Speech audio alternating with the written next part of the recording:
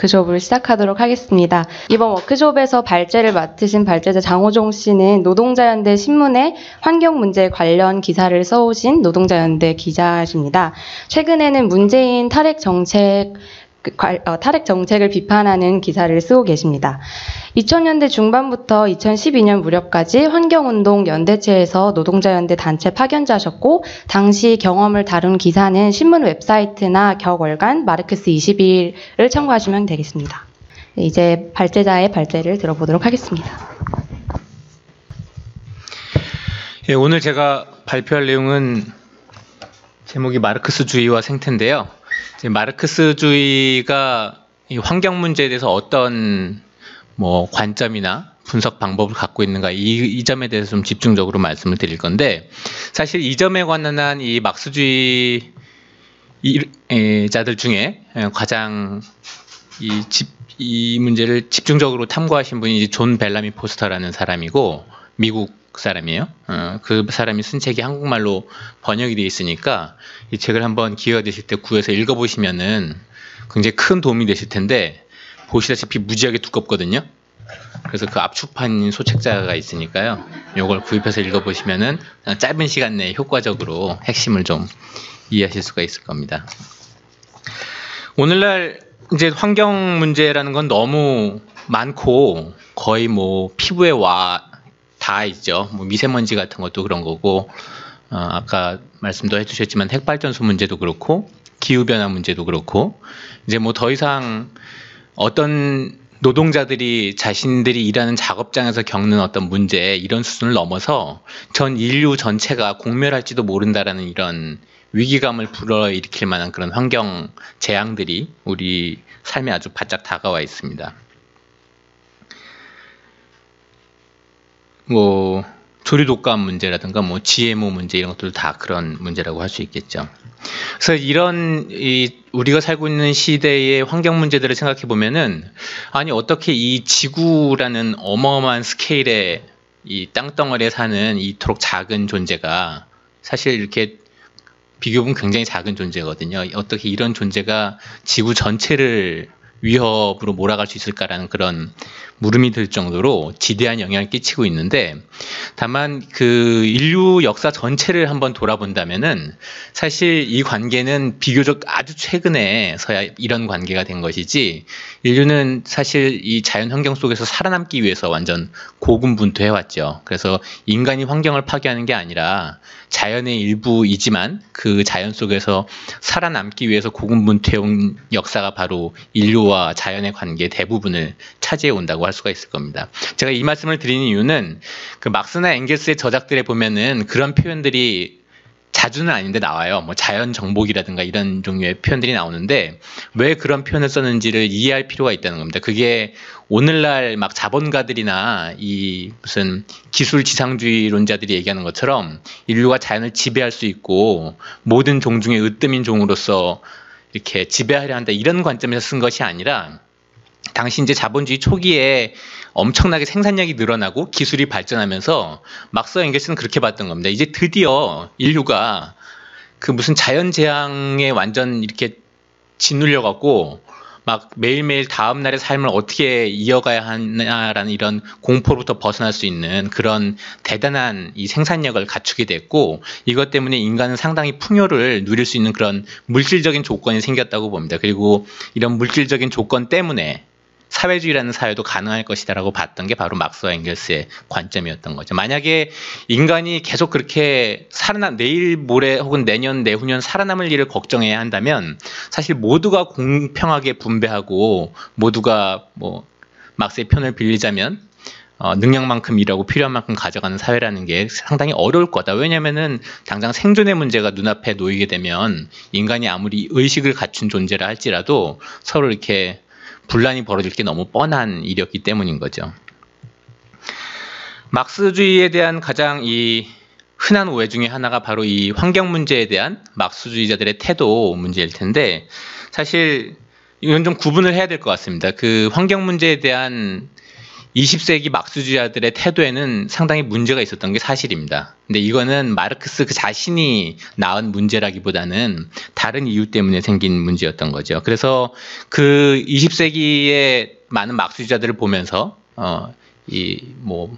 환경운동가들이라든가 아니면 그냥 젊은 청년들이나 이런 사람들이 마르크스주의가 모종의 경제결정론이다 이런 비판을 합니다. 이게 뜻하는 바는 막스주의자들은 맨날 그 노동자 착취 얘기만 하고 노동자 착취가 없어지는 세상이 되면 모든 문제가 다 눈 녹듯이 사라질 것처럼 얘기하는데 과연 그러냐라는 물음을 던진다는 거죠.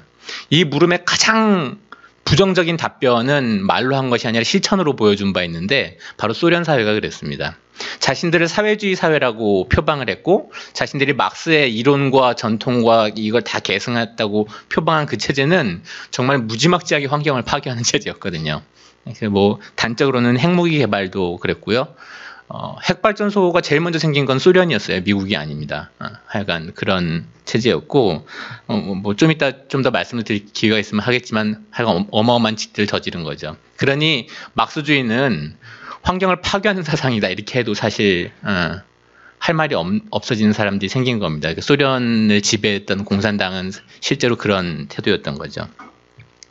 다른 한편으로는 꼭 이것과 이제 연결되어 있는 것은 아닌데, 이 서구의 막스주의자들, 그러니까 소련과 동유럽에서 실제로 그 체제를 지배하는 지배자로서의 자신을 막스주의자라고 표방한 사람들 말고 서구에 있는 많은 막스주의자들이 1920, 30년대 무렵부터 이 막스주의 사상 중에 한 부분을 이렇게 폐기하게 됩니다. 이것은 막스가 되게 젊을 때 뭔가 좀 서투르게 잘못 생각했던 거지, 막스가 노년기에 이제 원숙해졌을 때에는 이런 사상은 막스는 자기가 잘못 했었다고 여길 거야 라면서 이렇게 폐기해버린 문제가 있는데, 거기에 이제 소외라는 문제도 포함되어 있고, 특히 이제 자연과학에 대한 마르크스의 관점, 이런 문제를 다 폐기를 해버립니다. 이 자연과 인간의 관계에 대해서 가장 본격적으로 쓴 책은 엥겔스가 쓴 책이에요. 자연변증법이라는 책이 있고, 그곳에 담긴 사상들을 많이 또 담은 곳이 반뒤링론, 뒤링이라는 사람을 비판하면서 쓴 책인데, 근데 이 서구 막스주의자들은 이 두 권의 책이 엥겔스 거다, 막스는 이렇게 생각을 안 했을 거다, 이렇게 생각을 하면서 그 막스 사상의 일부를 버렸다는 거죠. 하여간 한편에서는 몸소 직접 다른 어느 자본주의 국가보다도 월등한 파괴력을 갖고 자연을 파괴하는 존재가 있었고, 막스주의 이름으로. 다른 한편으로는 막스주의 이름으로 우리에겐 그런 개념 없음 이렇게 선언한 서구의 막스주의자들이 있고 하니까 다른 사람들이 볼 때 막스는 환경에 관심이 없었구나. 그리고 나서 이제 한 1970년대 이쯤 들어오면서 이제 소위 오늘날에 우리가 알고 있는 환경운동 같은 게 막 벌어진 거죠. 근데 이 운동이 벌어질 때 당연히 막스주의자들의 일부는 거기에 동참을 했고, 열렬한 환경옹호론자들이었고 하니까 약간 이제 삐딱하게 보이는 겁니다. 저것들이 지들 이론체계는 있지도 않은 걸 갖고 운동 뜨니까 거기에 올라타갖고 이 운동은 자신들의 목적에 따라서 이용하려는 거 아니냐. 그러니까 여성운동에 대한 오해와도 좀 연관이 있죠. 그러니까 니들 이런 자발적이고 자생적이고 굉장히 건강하고 청년들이 벌이는 이 운동을 위해서 낚아채갖고 니들 혁명에 이용하려고 하는 거 아니냐라는 그런 오해가 막 생겼던 겁니다. 그러니까 이런 맥락 때문에 마르크스주의 사상에 담겨있는 인간과 자연의 관계, 환경 문제에 대한 관심, 이런 것들은 다 애초부터 없었거나 아니면 나중에 꾸며낸 얘기들로 다 사람들이 오해를 하게 됐는데, 이제 그 점에서 제가 말씀드렸던 이 존 벨라미 포스터라는 사람이 막스의 아주 옛날 저작들부터 가장 말년의 저작까지를 엄청 탐구를 하면서 그 안에 아주 핵심적으로 담겨있는 사상들을 발굴을 해냅니다. 그리고 이게 단지 막스 때에서 대가 끊긴 것이 아니라 사실 그 전통이 우리에게 잘 알려져 있지는 않지만 면면이 이어져 왔다는 사실도 또한 그렇게 보여줘요. 그래서 읽어보시면 많은 도움은 될 겁니다. 소련이나 북한에서 이 막스주의 전통의 단절은 그냥 어떤 마르크스의 사상 중의 일부를 그냥 지워버리는 그런 수준에서 끝나지 않습니다. 그래도 당연히 했고요. 거기서 더 나아가서 사실 인적인 숙청으로까지 이어졌어요. 한 가지 사례만 말씀을 드리자면은 바빌로프라는 사람이 있었습니다. 당시 러시아 혁명의 동참했던 혁명가였고 그리고 생물학자였고 이 사람은 이제 혁명 이후 러시아에서 이 생물 종 다양성 같은 문제를 연구를 해요. 특히 이제 인류가 먹고 살아야 하니까 먹고 사는 이 씨앗이라든가 각종 품종의 원형들 이런 것들을 찾아다닙니다. 그래서 전 세계 한 7개 지역에 이 생물학적 다양성이 굉장히 뭐라고 해야 되나 집중되어 있는 굉장한 다양성을 가진 지역들이 있다는 것을 발견하고는 그런 곳들에서 이제 원형들을 막 찾아내고 그래서 나중에 혹시 필요하다면 무슨 우리가 벼 품종을 개량하듯이 그런 식량 생산에 도움이 될 만한 이런 방법들을 찾아내려고 합니다. 그때 이제 바빌로프라는 사람이 생각했던 거는 어쨌든 이 자연의 어떤 힘의 원천이라고 하는 거는 그 어마어마한 다양성 이 있다 이렇게 생각을 한 겁니다. 그래서 이 사람은 그 종자를 모으고 그걸 보존하고 그걸 보관하는 어떤 오늘날에도 그런 게 있죠. 종자 은행 같은 걸 만드는 일을 맡아서 했었던 사람인데 참 아이러니하게도 스탈린은 이 사람을 감옥에다 넣어놓고 굶겨 죽여버려요. 그러니까 이 사람이 발달시킬 수 있었던 그거는 이제 대가 끊겼죠. 또 한 사람이 이제 막스주의자들 사이에서는 유명한 사람이 있는데 부하린이라는 사람이 있는데 이 사람도 나중에 아주 나중에서야 이 부하린이 자연과 인간의 관계에 대해서 쓴 책이 출판이 돼요. 왜냐하면 스탈린이 이 부하린도 감옥에다 넣어놓고 죽였을 뿐만 아니라 그의 서적을 그 제목이 뭐예요? 철학의 아라베스크인가요? 그 이름의 책이고 그거는 1988년인가 나온 걸로 알려져 있어요. 이 스탈린이 그 책을 그러니까 부하린이 죽으면서 그래도 나는 죽어도 되는데 이 책은 태우지 말아달라. 이거는 가치가 있는 책일 거다라고 했고 그것을 전해받은 스탈린은 그걸 자기 개인 금고에다 넣어놓고 잠궈버려요. 그래서 1988년에서야 드디어 빛을 보는 그런 책인데 그 책에 담겨있는 내용들은 이제 이 벨라니 포스터라는 사람이 볼 때에는 당대뿐만 아니라 오늘날의 많은 과학자들도 깜짝 놀랄 만한 그런 어떤 개념, 방법 이런 것들 많이 발견을 해놨다 이런 얘기를 하는 거죠. 이 벨라니 포스터라는 사람이 자신의 책에서 이제 이런 지적을 하는데 사실 자기가 막스의 인생과 그가 쓴 글들을 가만히 이렇게 살펴보니까 막스는 자연과학에 어마어마한 관심을 가진 사람이었다는 거예요. 그리고 그 자신의 저작들에서 자연과학이야말로 과학이야말로 모든 학문의 기본이고 당연히 인류의 새로운 미래를 생각하는 사람들이라면 그것을 공부해야 한다. 그것을 잘 알려고 해야 한다. 이제 이런 말을 남겨놨는데 오늘날 막스주의자들 중에는 이 자연과학을 잘 아는 사람이 거의 없다는 거예요. 이게 이제 아까 제가 말씀드렸던 서구 막스주의 전통하고 연관이 있는데 자연에 대한 탐구, 자연에 대해서 막스주의적 방법론을 적용하기라는 것을 완전히 없애버림으로써 자연과학하고는 거의 담 쌓고 사는 이거는 우리의 분석 대상이 아니야라고 생각하고 사는 그런 시기가 한동안 이어졌고 그래서 오늘날에 와서는 이제 환경위기가 워낙 심해지니까 당연히 막스주의자들도 자연과학을 공부를 하는데 그럼에도 아주 명백히 발견되는 어떤 한계는 진화론 같은 거에 관심이 없다는 거예요. 뭐 에너지가 어떻고 뭐 기후가 어떻고 이런 건 관심들을 많이 가지는데 진화에 대해서는 별 관심이 없고 그래서 이제 어제 혹시 그 강연을 들으신 분들이 있겠지만 진화 심리학 같은 그런 사상에 대해서 도전하지 않고 심지어 일부 수용하기도 하고 한다는 거죠. 완전히 그것은 막스가 발전시켜놨던 변증법, 유물론 이런 것들을 전혀 제대로 이해하고 있지 못하다는 그런 걸 보여준다는 겁니다.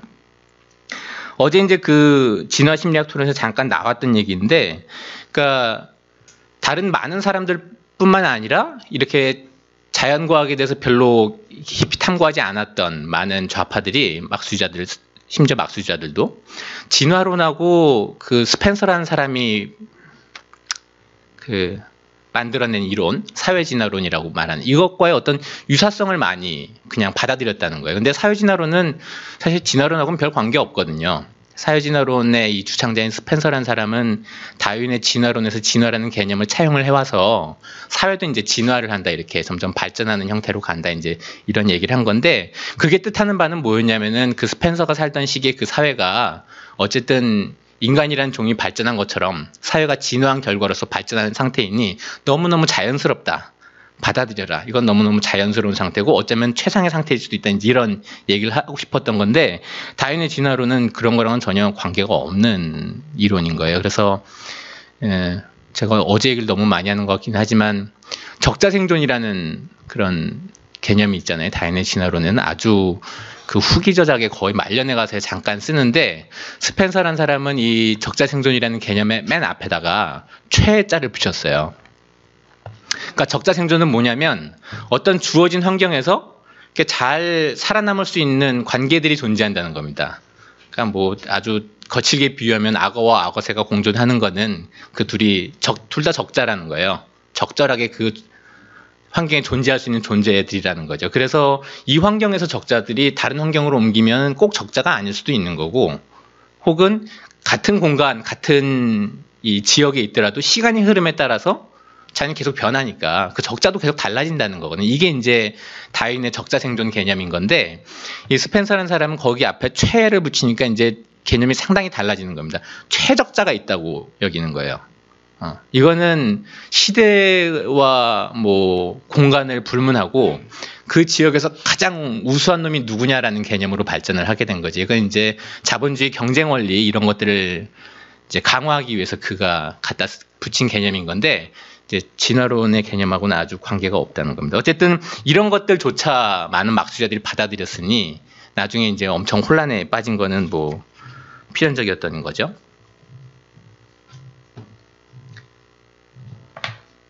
제가 쓸데없는 얘기를 너무 많이 한 것 같긴 하네요. 어쨌든 제가 하고자 하는 얘기는 막스주의야말로 오늘날 이 생태 위기의 원인을 가장 잘 분석할 수 있고 그것을 해결할 수 있는 대안도 가장 효과적으로 제시할 수 있는 사상이라는 점을 말씀드리려고 하는 겁니다. 그 핵심은 일단 첫째는 유물론입니다. 강력한 유물론. 이게 이제 제가 자연과학이라는 거를 계속 말씀을 드린 이유인데, 다시 말해서 자연이 어떻게 생겼고 어떻게 굴러가는지를 알아야, 그래야 인간이 먹고 살 수 있을 뿐만이 아니라 먹고 사는 일이 해결된 뒤에 그것 때문에 생기는 문제에 대해서도 적절히 대처할 수 있다는 게 그게 막스의 생각이었고, 그리고 다른 한편으로는 이런 유물론을 기계적으로 생각해서는 전혀 안 된다라는 경고도 아주 여러 차례 반복적으로 했고, 사실 이 점이야말로 이 벨라미 포스터라는 사람이 볼 때는 막스의 생태관, 생태 개념에서 아주 강력하고도 일관되게 유지되어 온 그런 관점이라고 얘기를 하는 겁니다.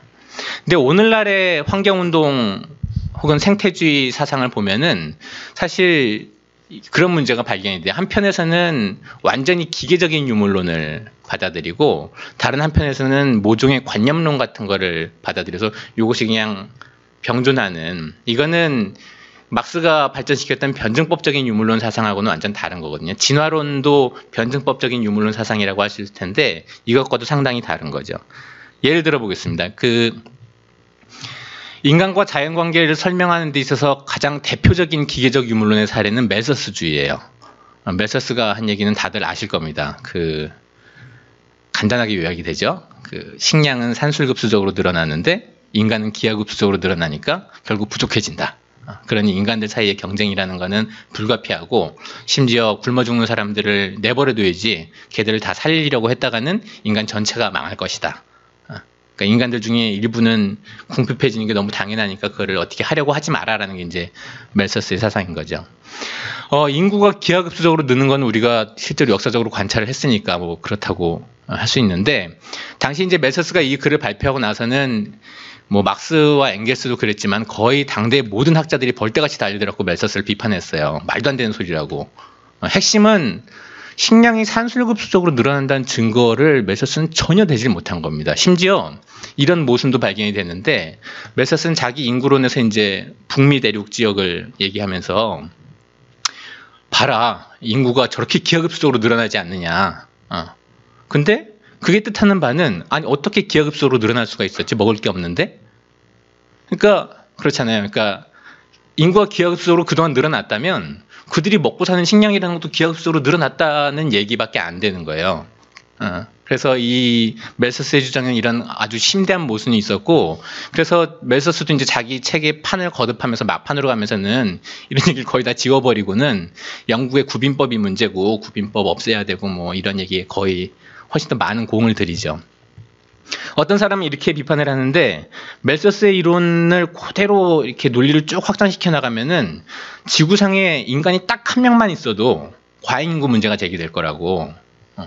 왜냐하면 그 한 사람이 있다는 건 그만큼 식량이 부족해졌다는 얘기일 텐데 거기서 한 명이 더 늘어나면 어떻게 되겠느냐 이런 결론에 도달할 수 있다는 거죠. 그러니까 완전히 논리적으로 모순이 돼 있어갖고 전혀 당시에 지지받지 못했던 이론이었고 그러나 이제 그가 얘기하고자 했던 바의 핵심 빈민을 구제하려 하지 마라.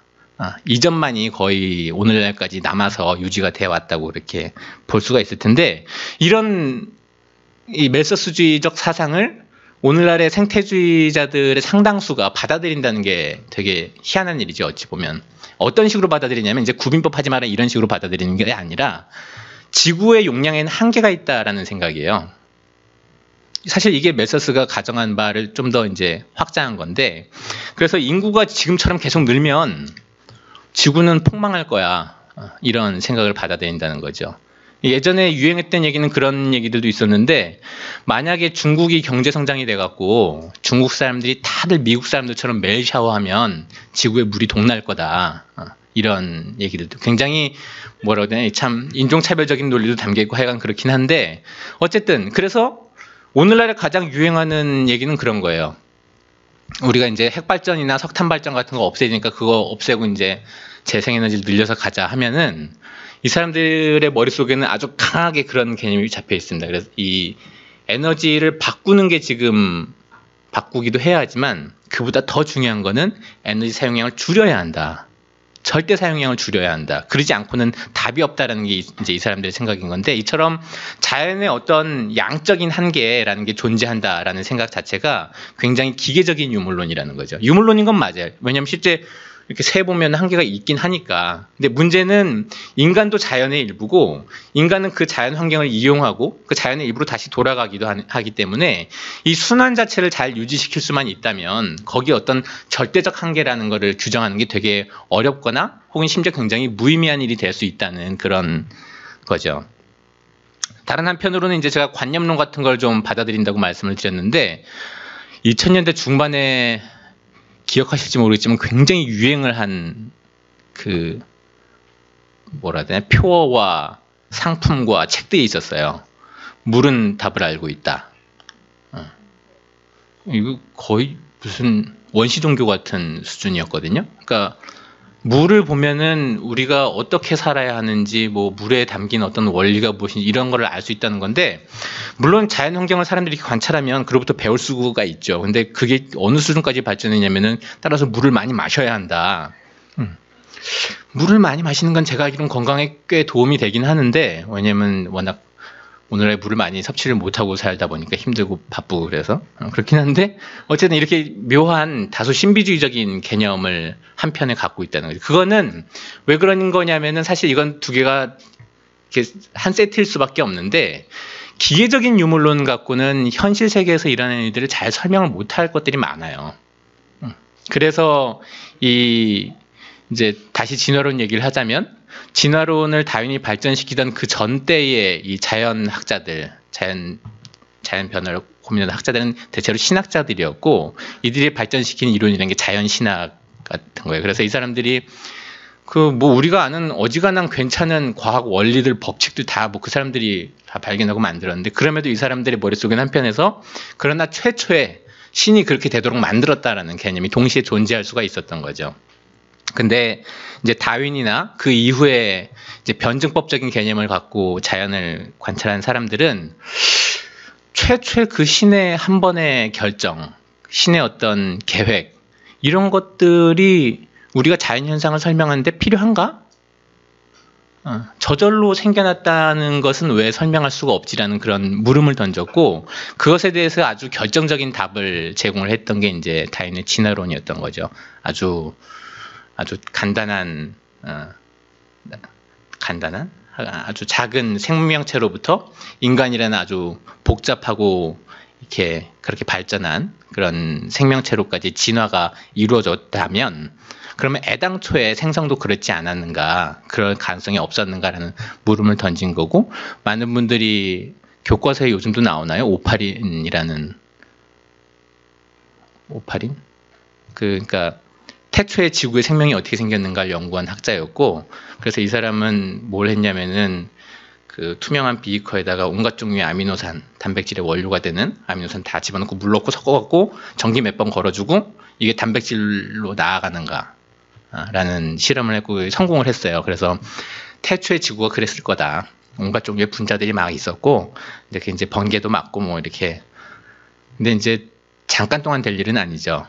그게 자연스럽게 생기려면은 최소한 필요한 시간이 있는 건데 그 시간이 적어도 최소한 수억 년은 걸려야 그런 아주 낮은 확률로도 점점 더 어떤 유기체로 발전하는 것이 가능할 거다라는 그런 이론을 발전시킨 사람이고, 이 오파린이라는 사람이 나중에 이제 오늘날 생태주의의 선구자로 알려져 있는 레이첼 카슨이라는 사람의 사실상 아주 큰 영향을 끼친 인물이에요. 그의 사상이. 그의 이론으로부터 많은 것을 얻었고, 또 레이첼 카슨은 이 사람 외에도 그 멀러라는 당시 미국의 사회주의자이자 과학자로부터 또 많은 것을 배웠는데, 이 멀러라는 사람은 그 방사선이 인간 유전자를 변형시킬 수 있다는 사실을 처음으로 발견한, 그래서 노벨상을 받은 과학자였고 사회주의자였고, 그리고 그 대학에서 강의할 때 그 대학에 이제 좌파 학생들이 무슨 저널 같은 거 만들고 그럴 때 이제 그 후원해주고 하는 그런 일도 했던 사람인데, 이 사람은 1930년대에 이제 당시의 소련은 이제 이미 혁명은 패배한 뒤였지만 그 혁명 시기에 발전했던 여러 가지 가능성들 때문에 과학 이론에서도 상당히 발전한 분야들이 많았는데, 그걸 배우러 소련에 넘어갔다가 스탈린이 하는 꼴을 보고 별 미친놈다 보겠네 하고 다시 미국으로 돌아옵니다. 그러니까 이 소련에서 발달하고 있었던 뭐 생물학 분야의 연구들 이런 것들을 배우러 갔던 건데, 당시 소련에서는 굉장히 황당한 일들이 벌어지고 있었거든요. 어쨌든 그건 시간이 되면 말씀을 드리겠고, 하여간 그 멀러라는 사람으로부터 레이첼 카슨은 영향을 받았고, 그게 이제 제가 아까 잠깐 언급했는데 막스주의적 전통이라는 게 완전히 중간에 단절되지는 않았다, 이렇게 이어져 왔고, 사실 그 중에 일부는 오늘날 생태주의 사상의 어떤 기원에 상당한 영향을 줬다, 이제 이런 말씀을 드리는 거죠. 막스가 인간과 자연의 관계를 어떻게 받는가라는 문제를 이제 얘기를 해야 할 텐데, 그 점을 먼저 분명히 짚고 넘어가는 게 좋을 것 같아요. 그러니까 우리가 인간과 자연의 관계라는 문제를 고민을 시작하면은 제일 먼저 떠오르는 이미지가 있습니다. 그 유명한 사람이 로빈슨 크루소라고. 그러니까 왜냐하면 이제 그건 사실 자연스러운 생각인 것 같아요. 인간과 자연이 완전히 주변에 어떠한 도움 혹은 매개골이 없이 자연과 직접적인 관계를 맺는가 하는 문제에서는 뭐 원시 부족을 생각하기보다는 우리가 소설에서 읽었던 그런 상황을 떠올리는 게 훨씬 자연스러우니까 그걸 떠올리긴 하는데, 문제는 인간이 단 한순간도 그 자연 속에서 혼자 존재해 본 적이 없어요. 그랬다라면 인간은 존재할 수가 없었을 겁니다. 여러분들 중에 누군가를 열심히 훈련을 시켜갖고 로빈슨 크루소처럼 어디다 데려다 놓으면은 한 달 혹은 길면 뭐 몇 년 살 수 있을지 몰라도 곧 죽을 거예요. 그렇게 살 수가 없습니다.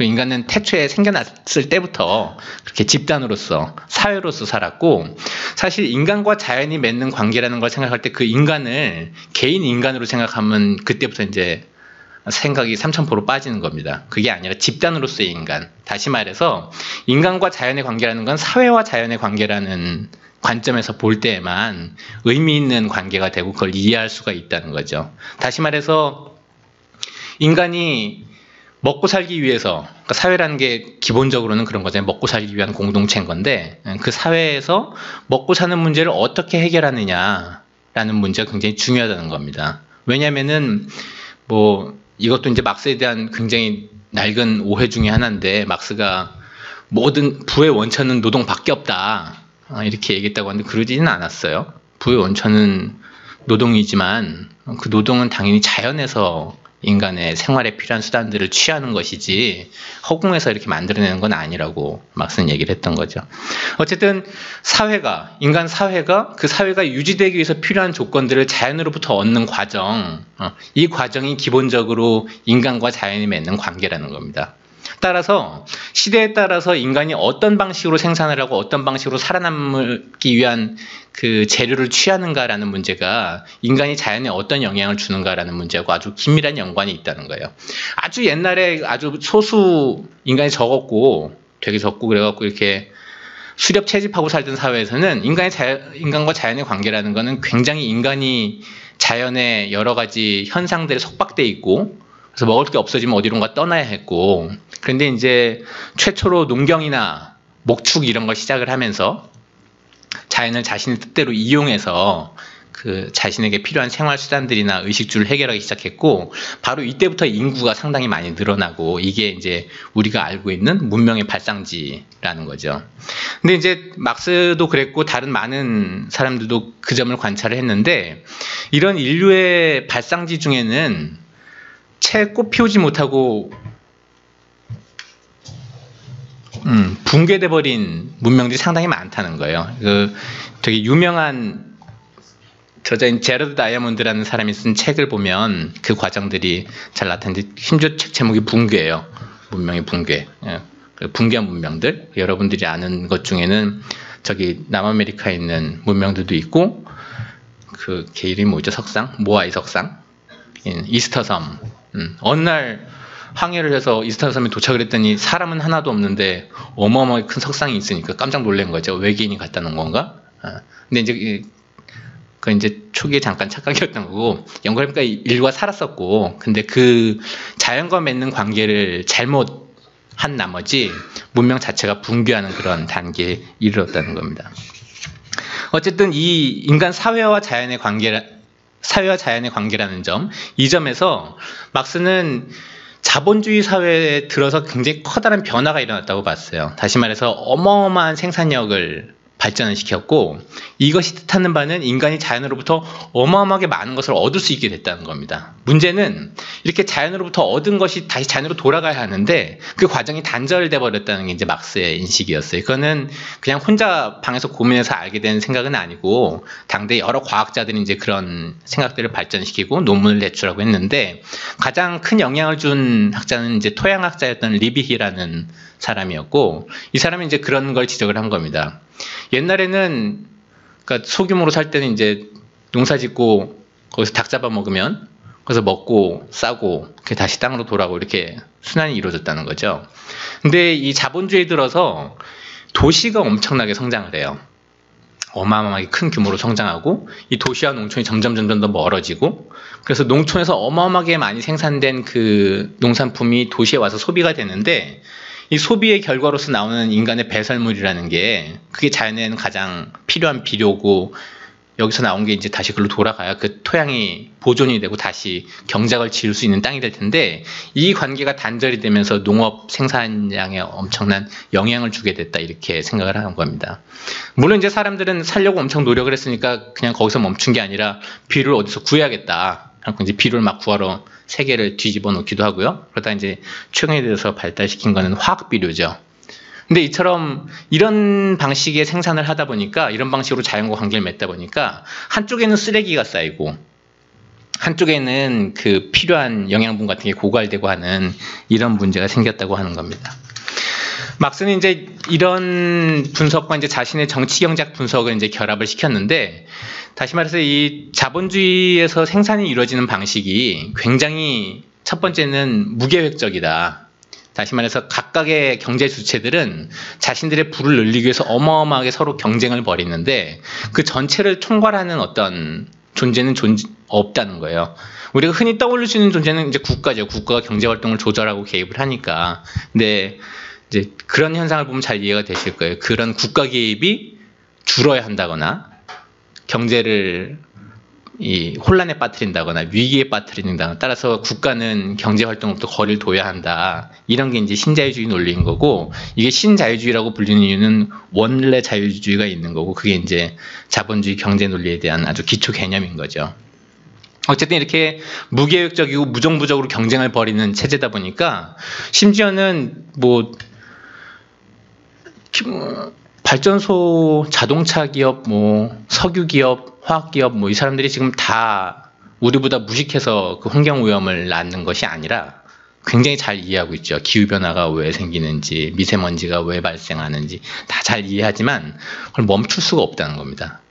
왜냐하면 그 사람들에게 부여된 지상과제라는 거는 이윤을 늘리는 것이지 자연을 구하는 건 아니거든요. 그래서 몇몇 이제 이미지 세탁을 하긴 하더라도 자신들의 과제에 충실하게 되는, 자신들이 할 수 있는 한 최대한 합리적인 선택을 하는데 그게 체제 전체로 봤을 때 완전 불합리한 그런 결정으로 이어진다는 거죠. 어마어마하게 많은 자원들을 소비를 하는데 그거를 대체하지 못하고, 재생 가능한 에너지원이 있는데 그것보다 이게 싸니까, 훨씬 이윤에 유리하니까 투자하지 않는 이런 일이 벌어진다는 거고, 바로 이런 점 때문에 자본주의 사회에서 환경이 아주 대규모로 파괴되고 한다는 겁니다.